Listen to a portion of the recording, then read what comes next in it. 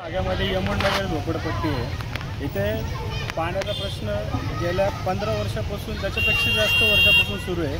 स्थानिक लोकप्रतिनिधींनी लक्ष दिलं नाही। हा उच्च स्तरीय लोकांचा भाग आहे।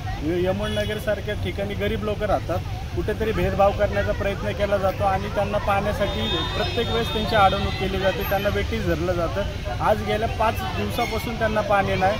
शेवटी त्यांच्या भावनेचा भडका झाला आणि रस्त्यावरती असते कपडे धुण्यासाठी उतरले आहेत। तर यमुनानगरमध्ये पाण्यासाठी योग्य उपाययोजना केली पाहिजे, योग्य पाईपलाईन केली पाहिजे, जलवाहिन्या योग्य पद्धतीच्या पाहिजेत आणि सुरळीत पाणी पुरवठा, समान पाणी पुरवठा जो पुणे महानगरपालिकेचा नियम आणि निकष त्या पद्धतीने ह्या यमुनानगर झोपडपट्टीला पाणी मिळालं पाहिजे अशी आमची मागणी आहे। नसेल ती असाच प्रकार हा नगर रोडवरती केला जाईल, नगर रोड अडवण्याचा प्रयत्न करू त्या पद्धतीचा इशारा आज आम्ही देत आहे। वेळ पडली तर पुणे महानगरपालिकेच्या पाणी पुरवठा विभागालाही मोकळे अंडे घेऊन तिथं वाजून पाणी पुरवठ्यासाठी निषेध करू आम्ही।